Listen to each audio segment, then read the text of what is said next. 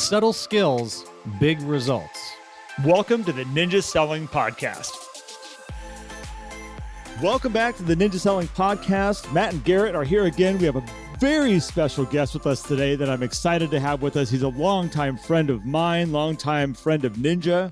And we're going to have some great conversations today about his business and his journey with Ninja and where he's at now. Normal intro that I can butcher as much as I want, because I seem to be very good at butchering the intro lately, is if you want to learn more about Ninja as you're listening to us and you're excited about the conversations that we're about to have, go to ninjaselling.com. You can check out all the upcoming installations, which is the 4-day class you can take to learn all about Ninja. And if you want to join our amazing group of people that are, I want to say, neck deep in Ninja, taking it all in where they can possibly get it, you can join us on our Facebook community, which is the Ninja Selling Podcast group on Facebook. Thank you so much. I don't know why that is so hard for me. Let's just get done with this right now. Rob Henderson, I want to welcome you onto the podcast. I am so excited to have you here. Welcome, sir. And then I'm going to give everybody a little bit of info on who you are and what you're about. I am absolutely honored to be here. Thank you for asking, and I'm glad we could spend the time together. Again, so great to be doing this. So, Rob Henderson, you are from Colorado Springs with ERA Shields. You are fairly fresh into the business. I met Rob back in 2013. He had already been in the business for 24 years. That's where our relationship started, was 2013. We got a chance to actually work with Ninja together. I helped you with your business from 2013 to late 2014. What we're really having you on here for today, though, Rob, is that you have a background in open wheel racing and motocross racing, and I want to make sure we can bring that into which I'm not lying about. No, yeah, that was a very important part of my life. I was so excited when we started coaching together that was something I was just like, oh, we're going to get along just fine. Like, this is going to be a great relationship. How many years did you do that for, just so we can get that out of the way? Well, the motocross stuff, I think I had my first bike when I was 12 or 13. I didn't really do the racing piece of it until I was in high school. So that would have been when I was 15 or 16. I did that for a few years, managed to injure myself pretty badly doing that. Motocross is kind of a dangerous thing to do, but I always loved motorcycles. But I stopped doing that, I think, when I was 18 or 19. I got into the open wheel stuff. A friend of mine asked me if I wanted to do the Skip Barber Racing Series. This was in 1984, and I think I raced up until 1991. When again, I got injured pretty badly, so that kind of ended that stuff. But it's still a part of me, and I watch it. I enjoy it. It's still a part of my persona, and it was an absolute privilege to be able to do the things I was able to do. It's funny. I tried to get my friend to do a racing school with me. This is about a couple months back. I said, it's just a small amount of money to go do this racing school. He goes, no.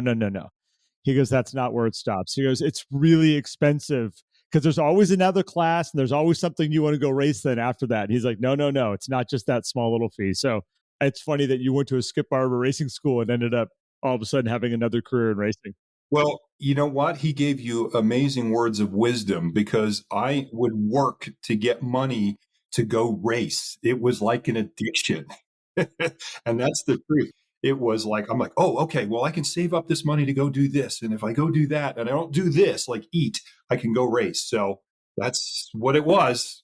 Eating is second. It's you just add weight into the race car when you eat. Yeah, that's correct. Actually, it did help. So in this time of you had introduced to Ninja in 2010, right? That's correct. Yep. About give or take. And then right around 2013, give or take, when we started, you came to me and you said, like, I need more consistency. What made you reach out for the most part and say, okay, I need to like take this like wherever you want to go? What was it? You know, I knew that I needed to get to the next level, but I didn't have the skills or the ability to get pushed to do that. I've always been a very coachable person, and I knew in the back of my mind, I needed to have somebody else kicking me along to get to that next level. So I was stuck. And I think a lot of people are stuck. I mean, the one thing about Ninja is you have this giant toolbox and you have all these things, these resources to be able to use. And I think it was like, well, you know, I just got kind of stuck on where should I go? How do I get to that level? I got all these tools, but I don't know how to implement them. And that was the decision that I made was I think it's going to be worth doing the coaching piece of it. And it made amazing results in my career. Well, so you were 54 at the time. And I look back at my notes, and at 54, again, this was 2013, you said you wanted to be out of the business in 6 years. That didn't happen. You're still here. Hey, there was a thing called COVID.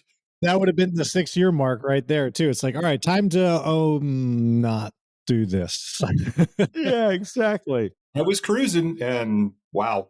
So at this point, it's 2013, again, you get introduced to Ninja, you come into coaching. At that point in time, looking at my back of my notes, 2011 was your best year, 275,000 gross was your business in 2011, which, by the way, you'd had a solid running business. You were making good money.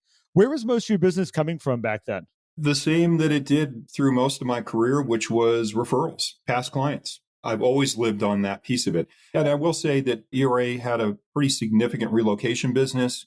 Colorado Springs has 5 military installations. So we really have a lot of people who are coming and going. So there was a piece of it that was coming from relocation, but that's expensive business because you have to pay referral fees. And that was probably another factor that came into driving this to try to get away from that.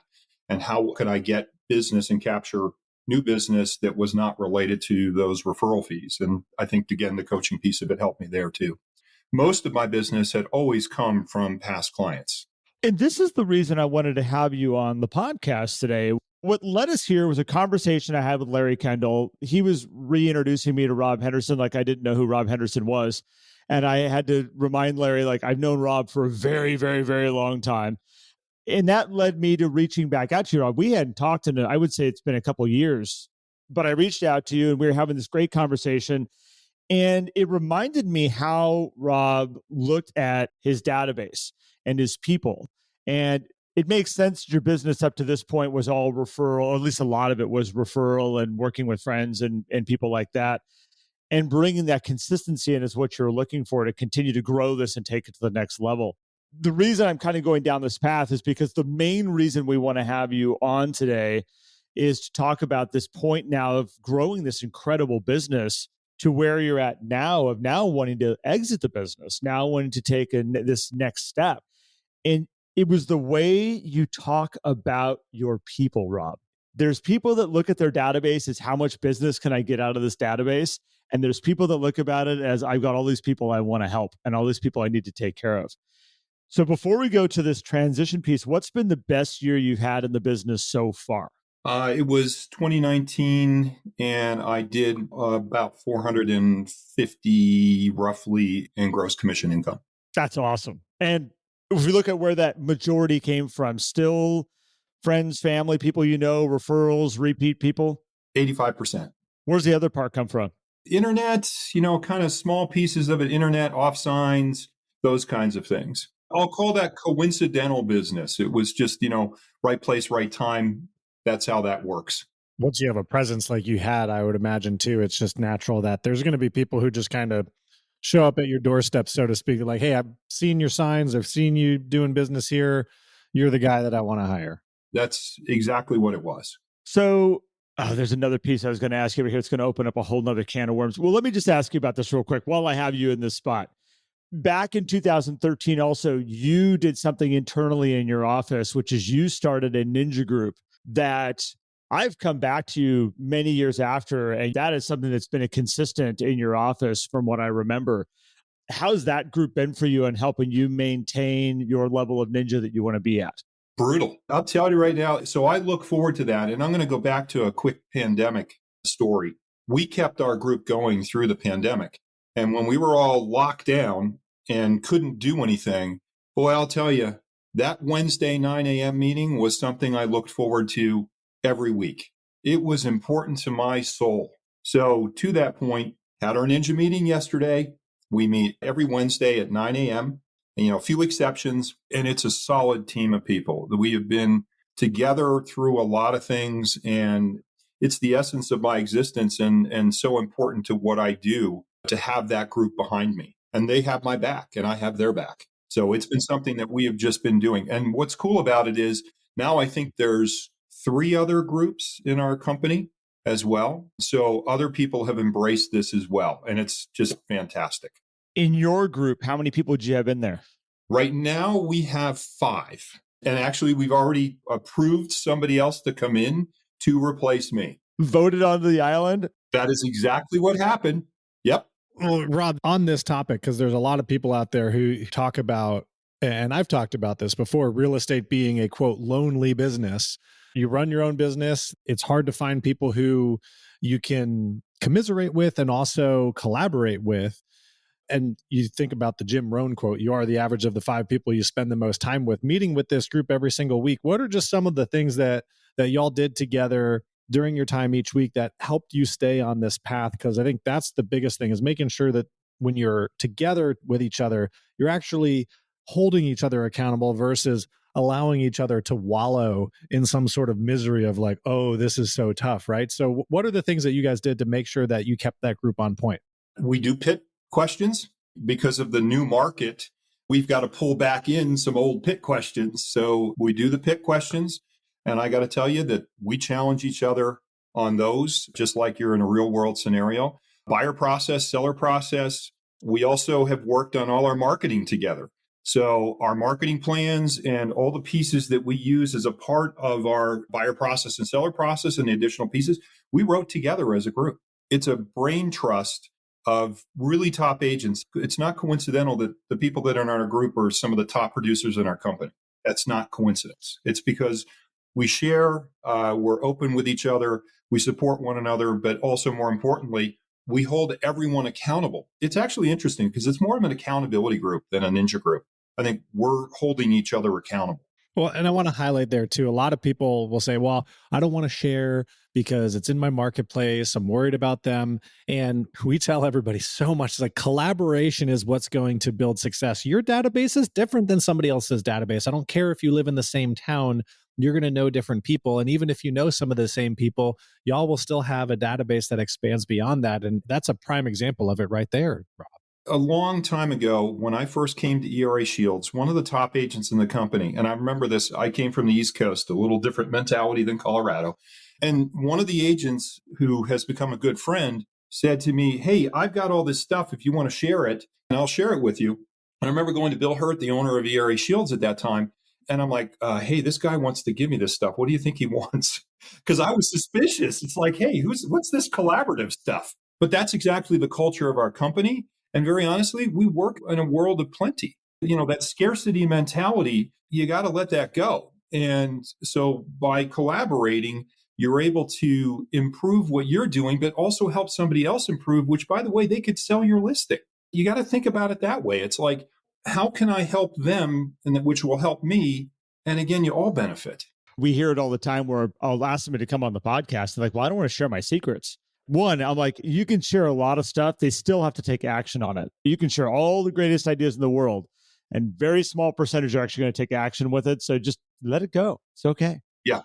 I learned that a long time ago. It's just, hey, look, probably 10% of the people are going to embrace what we're talking about. I'll share it all day long. So, Rob, you've had an incredible run at your career in real estate. And now you're getting to a point where you see the next path for you. You were telling me you've actually bought a property in Missouri, Lake of the Ozarks, right? That's correct. Yep. All right. So you're now starting this new phase of living in 2 different areas, letting your real estate kind of settle down a little bit. And again, this takes us back to this conversation I was having with you. In the words you were using about your transition right now, and the words were not, how do I profit off of this next element of my life that I'm going to be in? How do I make sure that I'm going to continue or sell my business so I'm going to get money from it? You said what to me? What were the words you said? Because it made me stop and be like, I need to learn more. Well, I certainly do look at this very differently. I've always felt that my success has been because of the people that I've served. And I'm using very specific words here because I feel like I owe the people that have honored me with their trust a lot. I've always said this, and I firmly believe it, that I'm tending a flock of people. And I needed to make sure that my flock was going to be cared for after I transitioned out. So I've taken a mindset that how am I going to do this in a way that they're going to be taken care of? Frankly, I believe that because I've done things this way, the money piece will be there. And if it isn't, it isn't. And my people are taken care of. The reality of it is, I think that financially, I'll be rewarded, but those that have entrusted me with important decisions in their lives need me to respect them to make sure that they're taken care of. It's a pretty emotional thing because I'm in the midst of this right now. And over the last couple of weeks, I have a client appreciation event coming up on October 1st. I've got tickets to the Air Force versus Navy game. So I've been calling clients to invite them because A, the people who are transitioning over my business are going to be there. So they're going to get to meet them in person, which is really important, I believe, at least, not sending a letter out saying, hey, here's your new agent. Good luck. But I think that's a lot of what happens. And I'm not knocking that. This is the way I'm doing this. So as I have been calling people, and some people can't come because of commitments, so I'm starting to have this conversation. And one particular person who has been a dear friend and has entrusted me with lots of transactions over my career, he and I had this 35-minute long conversation about what I just said. I said, look, Richard, I need to make sure that you're taken care of. And I said, and I don't know if I've ever shared this with you, but here's how I feel. What I've done is I'm taking care of my flock and you're a part of my flock. And I want to make sure that you are taken care of and you have somebody who's a trusted advisor in the future. And he paused for a second and said, I never thought of it that way. That is amazing.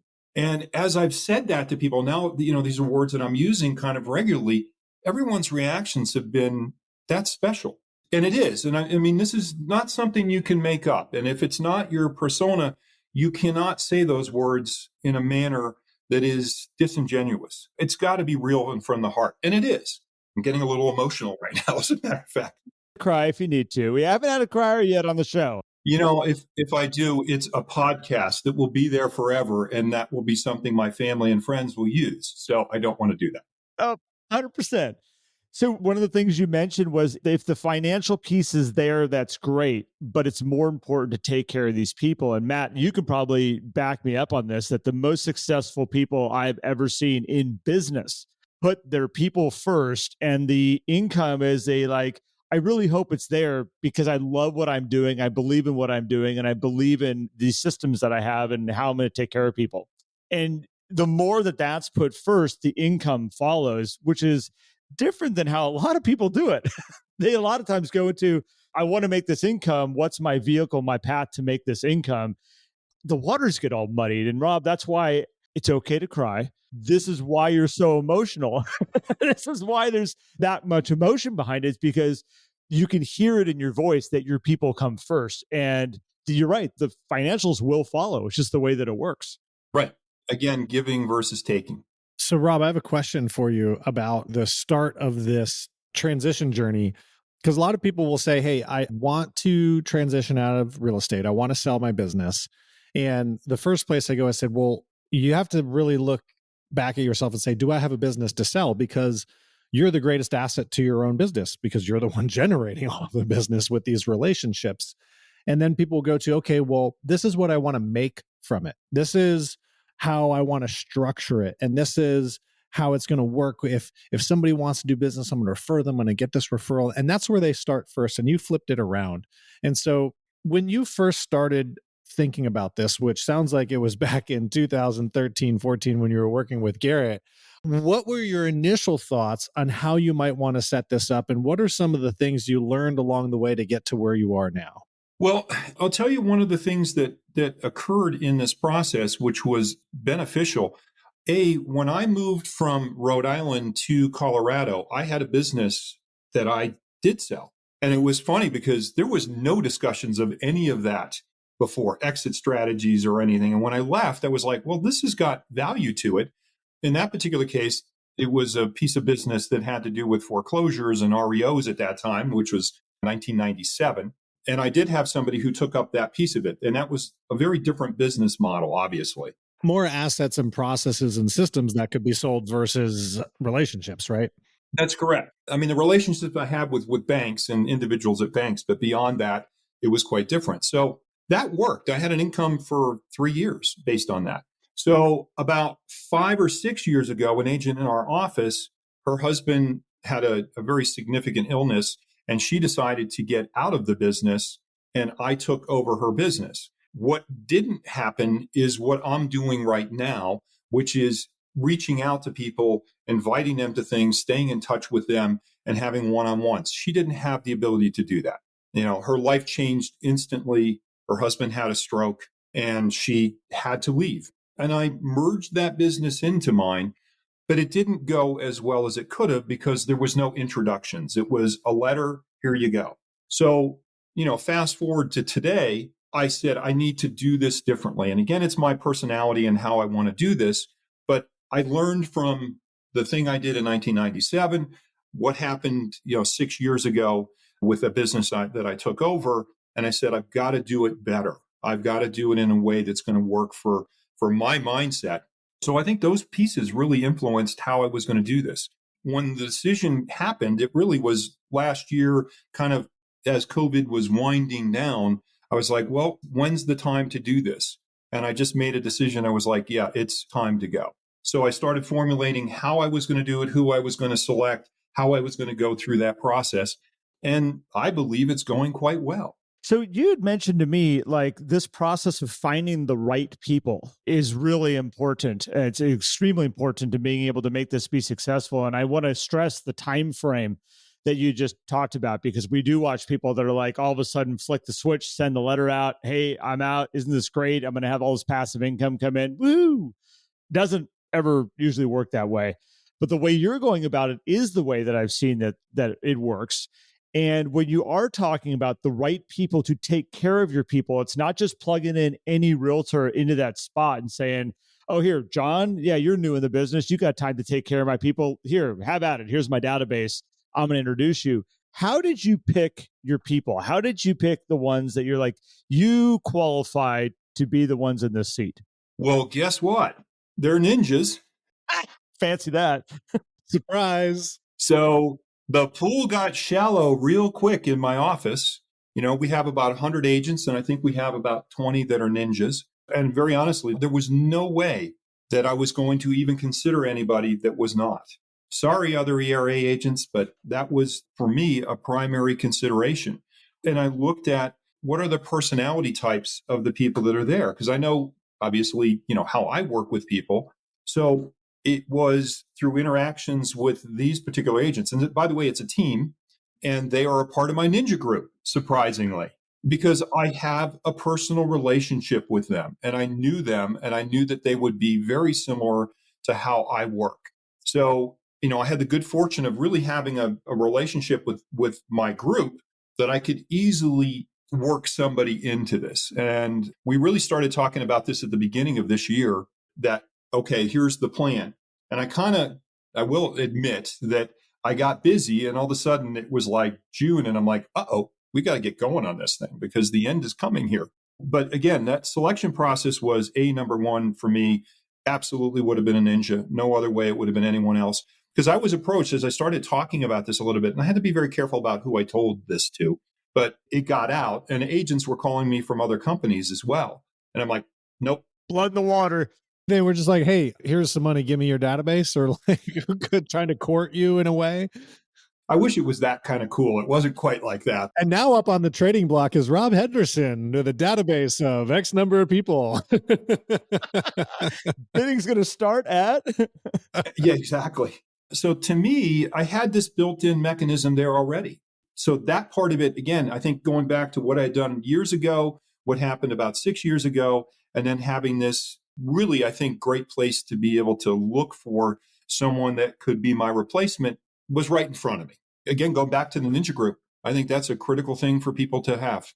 The people that you're going to use, are they part of your core Wednesday morning ninja group? Are they in that? Yes, they are. Oh, piece of cake. Yep. And on top of it, good friends. So it was a natural place to go. And their office is right next to mine too. I think that a key component here too is finding somebody who's of the abundance mindset, because if you want to hand off to somebody who's doing a good business, they also have to be willing to take on business where they're going to be sharing some of the profit that could come out of it as well, right? And most people will be like, I don't know if I want to take that on because I can just do this over here. And so having that abundance mindset is a very important first step.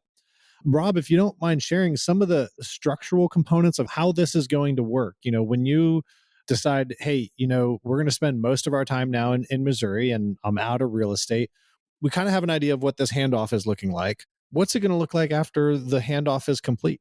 Well, in fact, I need to get this finalized. We have a document that's a 3-year document. So referral fees are going to be paid out over a 3-year time period. I think that's what you're asking me. So I'll go down that rabbit hole here for a sec. So there's referral fees that are going to be paid out for a 3-year time period. What I'm saying to the folks that are my current clients that I've spoken to about this is I'm still going to be here as a consultant. I'm not physically going to be showing you houses. I'm not going to physically go out and, come to your property to put it on the market. I'm not going to be doing those things, but I'm going to be in the background. And if you need me to come to the forefront, I will be here to do that. And I feel comfortable in doing that. And I think that's an important part of it as well, so that it isn't like, okay, here's these guys and Rob's gone. I still want to feel like they feel my presence. And if they need to. And Barry and Lonnie, the people who are taking over my business, plug in for those guys, are understanding of that. I think they believe that that's an important part as well. And I think that is important, right? For you to have that involvement. You said 85% of your business is repeat clients and referral. That business should still be there over the next, 3 years and beyond as you make this transition. And that's going to be great for your partners who are taking it on and good for you and good for your people, most importantly, because they still feel that trust where they can go to someone and find that advisement, right? Yeah. I know how I've reacted to things like this. I had a home inspection company and I still use them. And I've built a relationship with a new home inspector. But when my primary home inspector, I called to have an inspection done and he's like, oh, he's no longer here. I was like, well, wow, what happened? Where'd he go? And I've been, working with this guy for a while and he just is gone. That took me back. And it's like as simple as a home inspection. How is a homeowner or a buyer going to react? They have to go then do all this new research and find versus, oh, I already trust Rob. Let's just take his advice. I just looked at what I would want. And that's how I structured this. It's like, how would I react if I found out that, or who else is important? Your attorney, your CPA, your financial advisor, and all of a sudden they're gone. And you're like, well, what happened to them? They didn't even call me? It's like, wow, that's not the way to handle this. So I want to make sure people know. And this is the crazy part of our business.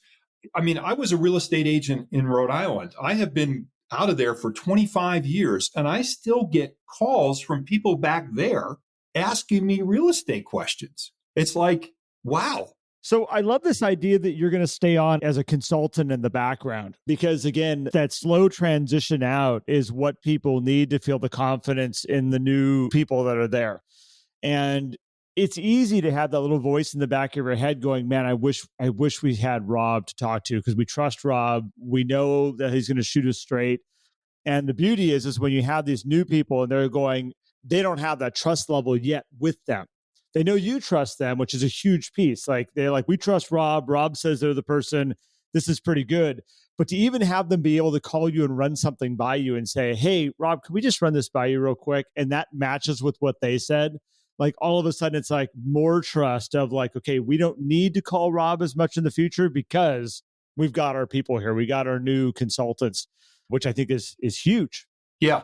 Again, I think there can't be a disconnect there. It would have been a serious mistake if I thought it's okay, it's December 31st.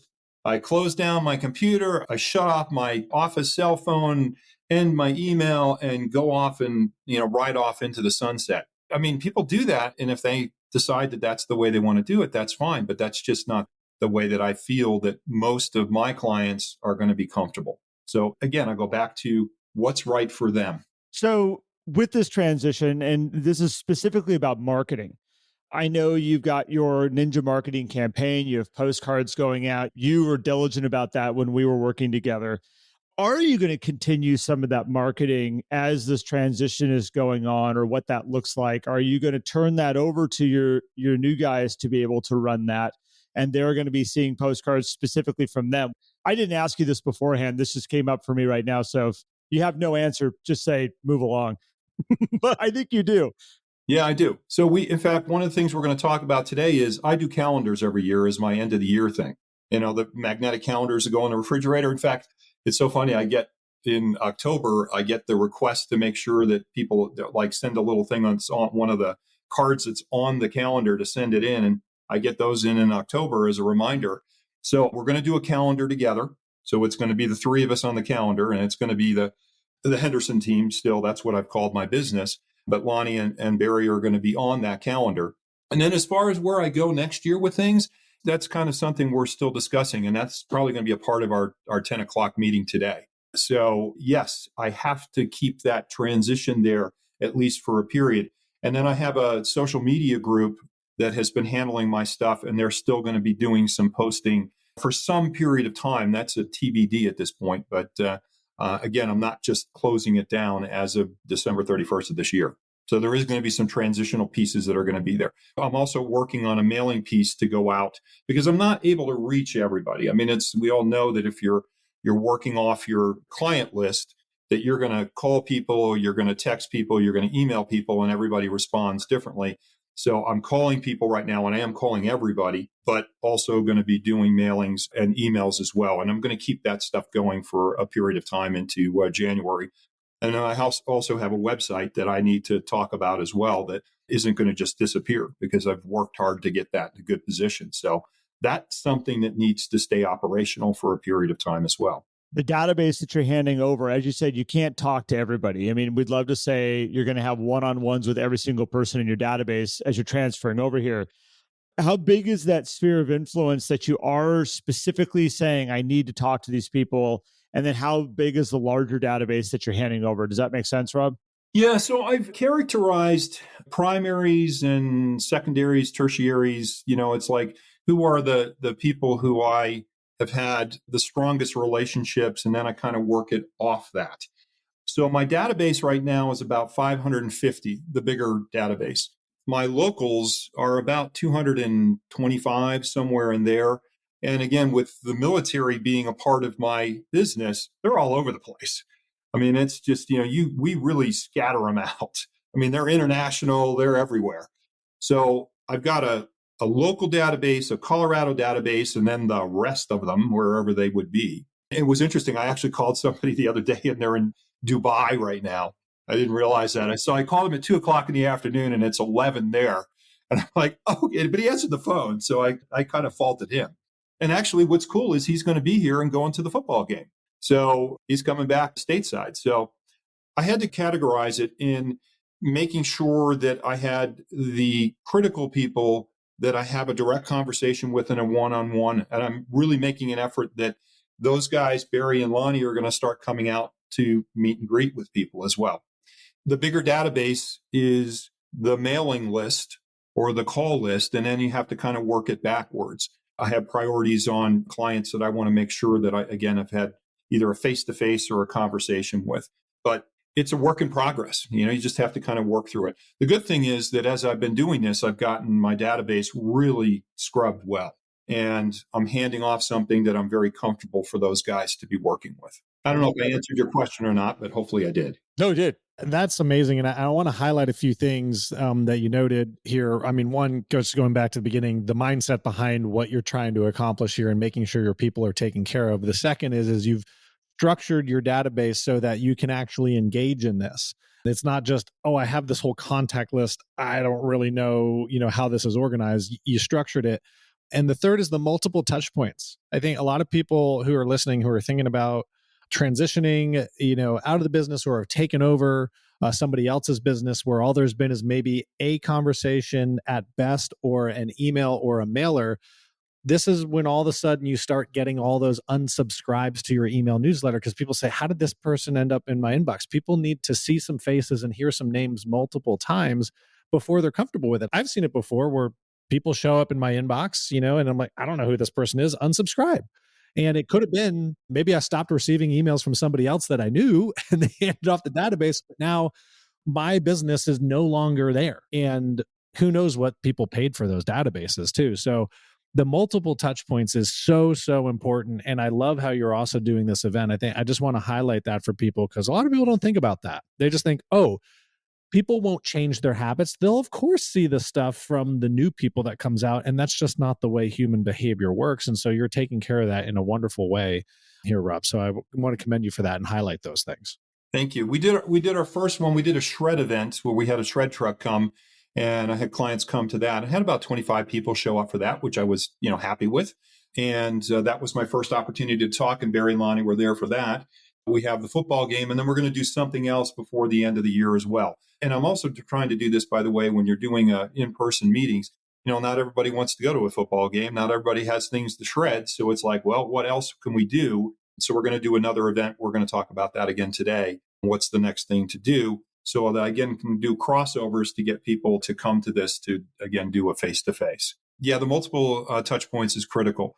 Everybody reacts differently. I have people on my call list. You don't call them. They don't want calls. They want emails or they want a text. So you just have to respect that. So again, I have to have mechanisms to be able to have all those different things out there. It's been a process. Another question for you on that. During the transition, and maybe you haven't talked about this yet with your partners yet, but what's going to be your level of commitment? Because, this kind of transition, the way you're setting it up becomes a little bit of a two-way street as well, right?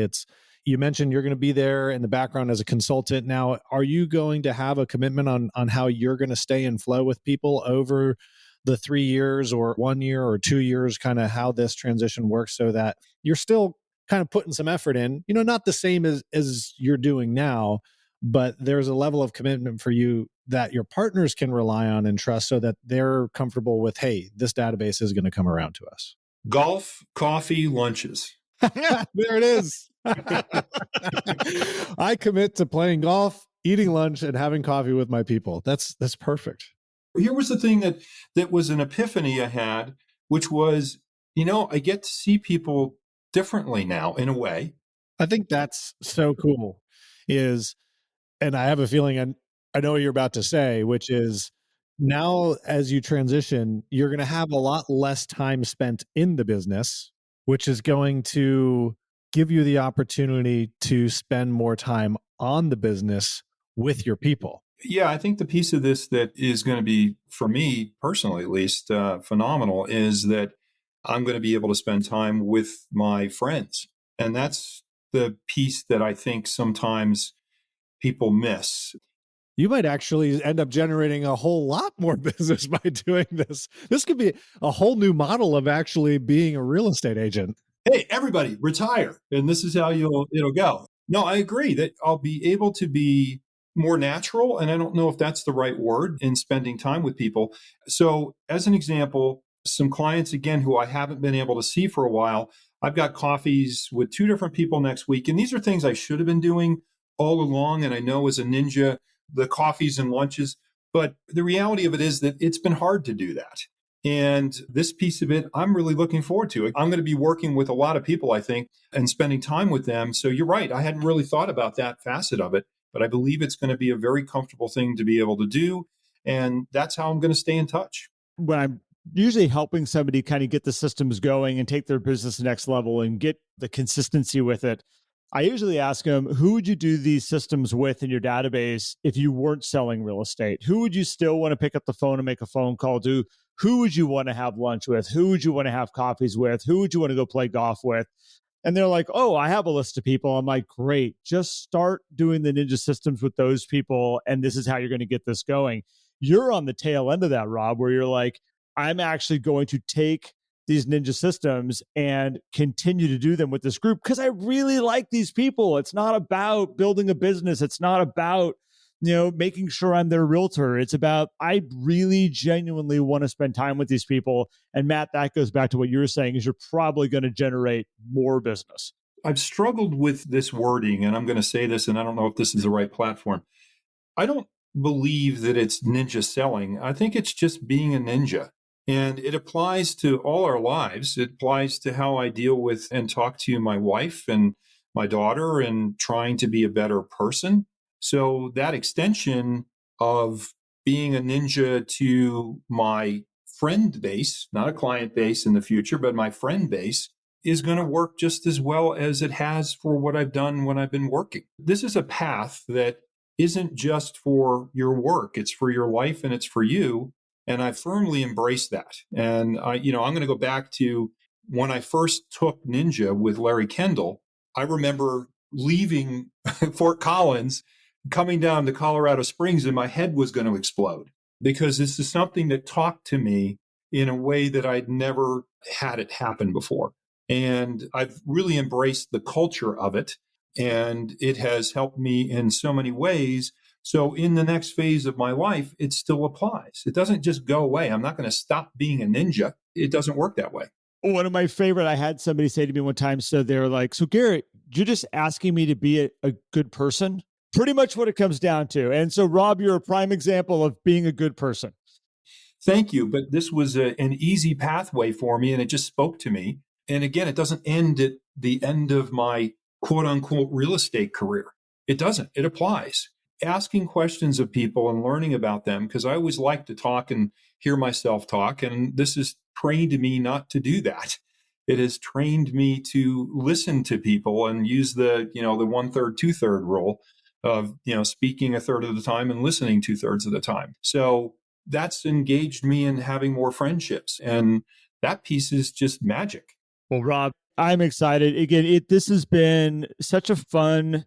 I get to go on some pretty wild rides with people. I obviously coach for about 2 years together. There's people that I get to be kind of more in step with over a longer journey, but it is so much fun to watch the journeys that ninjas get to go on from the moment they come into this world of ninja to the time that you're out of, saying, hey, this has been a good run and I'm going to go live a different part of my life now. And it's fun to see you at this point where you're taking that time for you and going to enjoy time away and vacationing and separating your time between these two areas that you love. And I'm just excited for you, man. Really excited for you. Well, thank you very much. Can I share 2 Garrett stories? Oh, no. Oh, yes, please do. I would really like to hear some Garrett stories. I have stuff I haven't shared. This better be good. I will share stuff about you, Rob. If it's not good, taking you down, buddy. These are both good. They're both good. So one was that I was not doing my Monday reports when we were coaching, and he got on me about this. And frankly, I started doing them because of this. So I had a bet with him. It was a win-lose bet. We're truly a bet. I had to write a check to a political party that I'm not a member of to give to that organization if I didn't do my reports. It worked. It worked. And it was not a small check. So that was number one. That motivated me. He figured out how to motivate me. And then the other one was when I was doing my goals for financial, the dollar amount, I took a safe path. And he said, no. It was like, you need to challenge yourself. And I did write a safe number, but I knew it was a number I could probably get to. And he made me write a number that I thought I could never get to. And guess what? I got to the number. It took me a year afterwards, but I got to that number. And then I've been able to maintain it since. So it's just, Garrett, I got to thank you for that. Both those things helped me get more engaged in what I was doing from a business perspective. And I became a better manager of the business piece of it. Again, I think I always had the natural skills for the real estate piece, but you have to run a business successfully to do well. There's a lot of good agents out there that fail because they didn't run the business aspect of it correctly. And you really helped me in that aspect, which again made me get to the next level. So, hey, if you're thinking about coaching, here's the plug. If you're thinking about coaching, you need to do it. It makes a huge difference in what you're doing. We did not ask Rob to do that, but man, that is awesome. I love that's such kudos to you, Garrett, and to you, Rob, for taking on that challenge. I know a lot of people would be like, wait, I don't think I want to make that bet, but you did put the onus on yourself to show up and be accountable and do the things so that you didn't have to write that check, which I think is a great story. I wrote the check. He made me write the check out, put the dollar amount in. It was an envelope with a stamp on it. It was done. Oh, baby. So it was real too, because you could see it. It was real. Oh no, it was real. And it was sitting in the top desk of my drawer. And if I'd be opening the drawer and like, oh, there's that thing. It was a reminder. He made me do that. So what did you do? Did you burn it? Did you shred it? I shredded it. So very few people I've had to take that approach with, because it's not the best way for a lot of people, but in the right circumstances, it's like, okay, we're throwing a Hail Mary here. And it is a win-lose type of situation, which is always not the best situation I like to put people into. Because if they have to mail the check, it can get really strange. If it's strong enough, if you find the right one that they're like, there's no way I'm going to send that check, that all of a sudden can become a very powerful piece into taking action. You read me well, my friend. The other piece is that, we play safe with a lot of our goals a lot of time. And I've coached hundreds and hundreds and hundreds of people. And a lot of times we're so adverse to failure that we will do everything to not fail. And when it comes to setting goals, we set these goals. It's like, okay, I know for a fact I won't have to experience failure around this. And my thing, and what I love that you said, Rob, why I'm sticking on this for a second, is that you said, I didn't get it the first year. Garrett pushed me on my goal, raised this thing even higher. And I didn't get it the first year, but I got it the second year. And then from there, I've held it. We look at this like compartmentalized in years that we have. And did we fail that year or did we win that year? Did we fail that year or did we win that year when it comes to our goals? And as long as we're growing, we just are continuing to grow and be better and to level up and to level up and to level up. These goals are aspirations of things that we want to accomplish within our business. And as long as we're moving towards that all the time, at some point you will check it off. It's pretty much guaranteed. And I want to give you, some props around that, is that you didn't look at it as like, oh, Garrett pushed my goal and I didn't make it, and kick yourself. You kept going with it. And then all of a sudden it's like, boom, check that one off the list. What's the next goal now? So well done, man. What you focus on expands. Sorry, that's, cliche, but it's not. And that's exactly what I did. The other piece that I just want to add in there is if the real estate review piece has probably changed my business single-handedly the most. That whole mindset of that has helped me immensely. And it's interesting because as I'm making these calls now, I've also picked up business because I'm in front of people in a different light. And unexpectedly, it's again, the real estate review process has just been I think a critical part of my success and probably any ninja that's doing well. Oh, absolutely. Well, Rob, so many golden nuggets here in this entire time that you've been with us. And I wanted to say thank you so much for joining us. It's been a pleasure for me. A lot of times when we have guests on the podcast, both of us have maybe had a conversation with the person who's joining us. And I didn't know you until I ruined your conversation with Garrett by restarting our program here when we joined in. And so it's been such a pleasure speaking with you. And I just want to thank you so much for sharing your story, being open.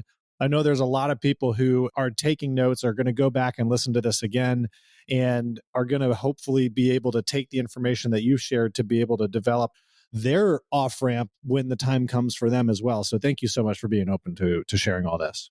Absolutely my pleasure. I owe the ninja world my success, very honestly. And for me to be able to, again, give some people some hope or some insight into how this transition should go, I'm happy to share at any point. Appreciate that.